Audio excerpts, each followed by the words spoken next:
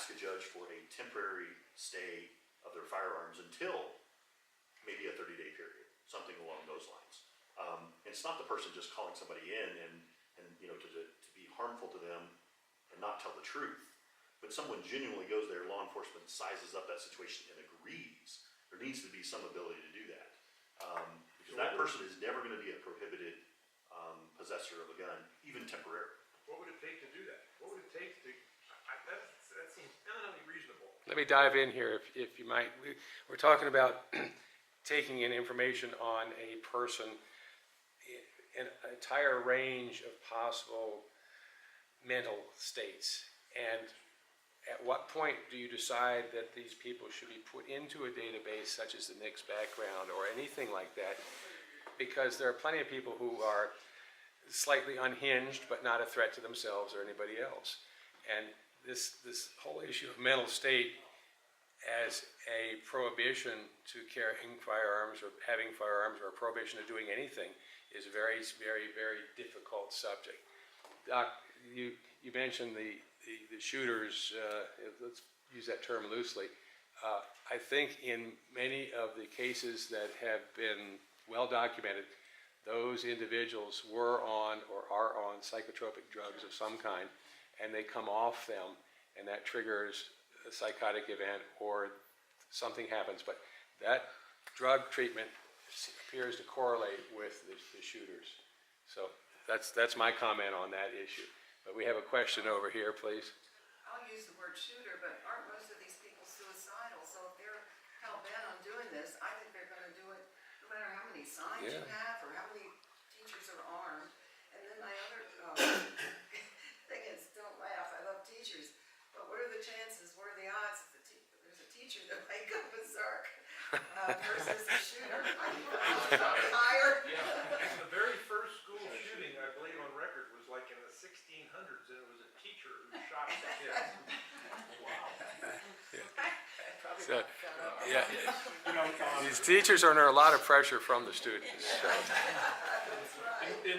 In terms of a Title 25. Zach, before you leave, Sorry. I have another appointment. I want to introduce a candidate for the town council, right? So Zach is going to run for one of the seats on the town council. I don't know which one or anything. So whatever's open. Okay. There's two seats that are up, and it sounds like Bob Luntz has decided to step down and retire. Oh. So I'll be running against Don Frank and apparently Jessica Sill Chambers. Okay. So watch the news. So far, yeah. Do you have a website yet? Not yet.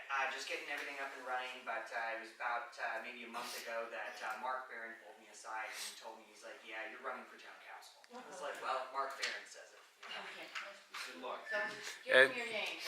I'm Zach Padilla. And Zach is a sommelier, so Yep, I study wine for a living. drink wine. We should have done this at night. Right. Yeah, I'm surprised we don't do more meetings like this with wine.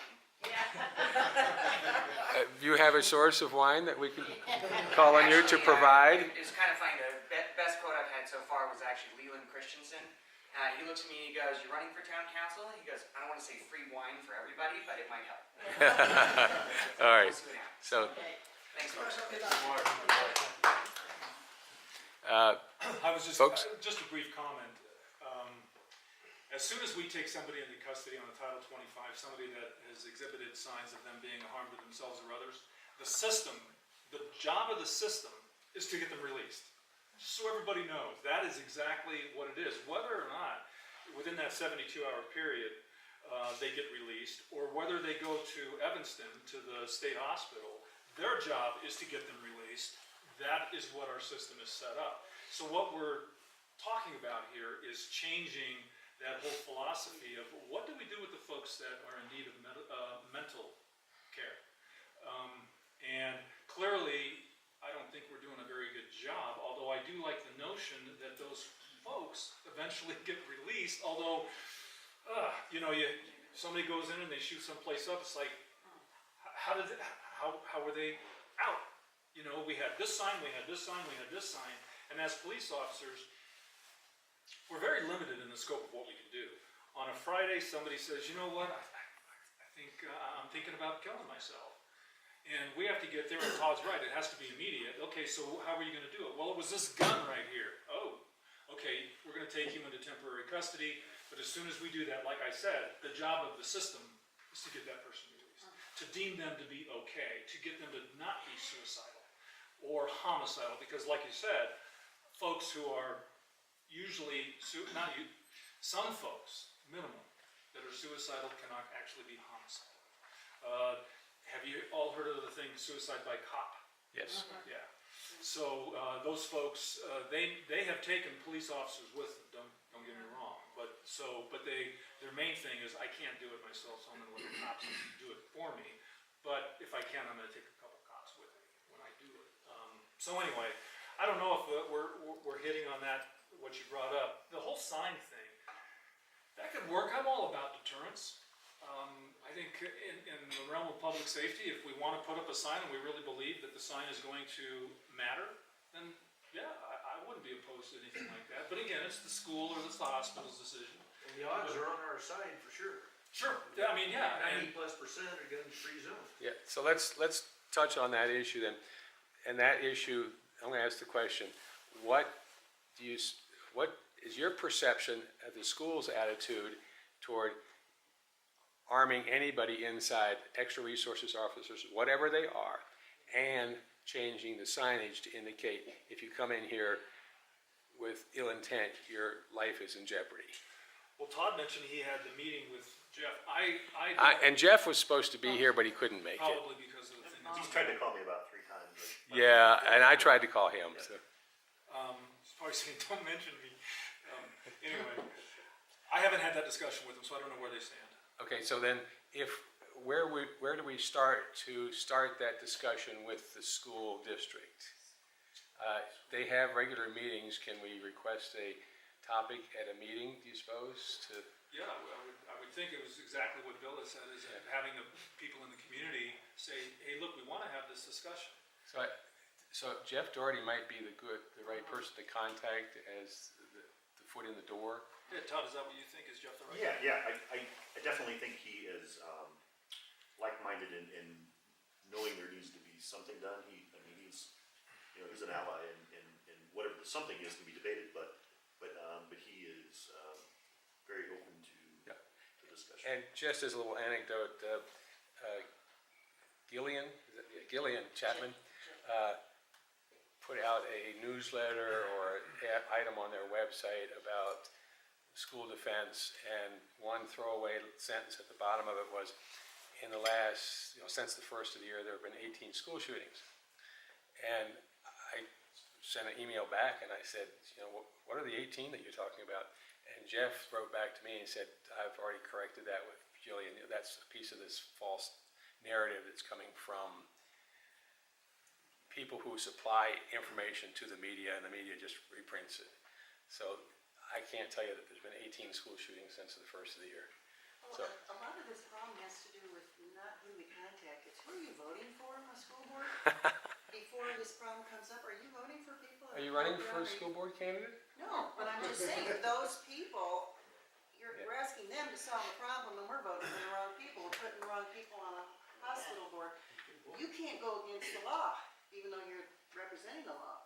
And it annoys me that we're all just sitting there going, well, does anybody know what public education teaches about, all these beliefs? All right. Oh, Jim, I forgot you.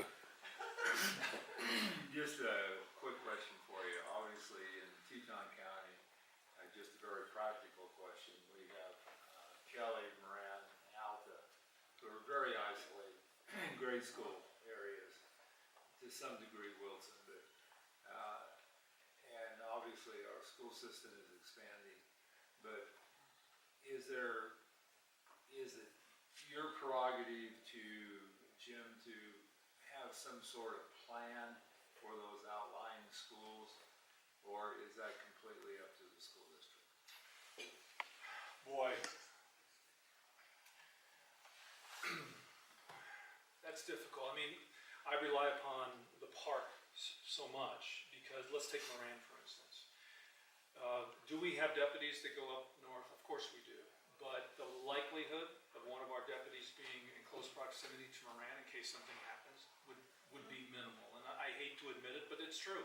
It is an outlying area, and if we were talking about arming a staff member at Moran, it would be a little bit different for me because, and throughout Wyoming and the country, those remote schools, law enforcement response isn't 5 minutes away like the schools in town, obviously. It could be 40 minutes away. And I rely upon the park to respond from a law enforcement standpoint, but boy, in a situation like that, it would sure give me more peace of mind if we had a person, I don't know if we need persons, but a person who is possibly armed in that, it's still up to the school. It's not up to me, but I'll tell you that our coverage there is unfortunately minimal. It's extremely minimal. Yeah, that's reality, yes. On that topic, and you don't have to answer this if you think it violates a security issue. We speak of school resource officers, they're in uniform, they're armed. How many armed individuals might there be at any school that you know of, officially? Officially, I mean, there might not be anyone there, you know? Okay, Um, but there might be one. yeah, I mean, speaking for the town in particular, is I have one school resource officer and 3 schools. And so he rotates. So he rotates between the two, but he also goes to lunch, he also gets sick, he also goes on vacation. There may be times when there's no one there, and so. Okay. Back here. Okay, very quickly, John Fox, and I want to thank Bob for arranging this fabulous morning meeting, especially thank you to 2 key law enforcement individuals of our community are sitting here and discussing some phenomenal topics. And then you look at the choir, and we are all choir. Yeah. We've got to tap into this community as far as additional people coming to these meetings. Number one, what about young families? You know, I can see a lot of young parents that would love to be sitting here. What about our 25-30% of our Hispanic Latino population? Legal or illegal, whatever. Bottom line is their parents. You know, and Bob and I have been talking about this. To get the outreach to fill up this, we could fill up this room at least triple if we knew the content of what we had today. So think about that as far as future meetings.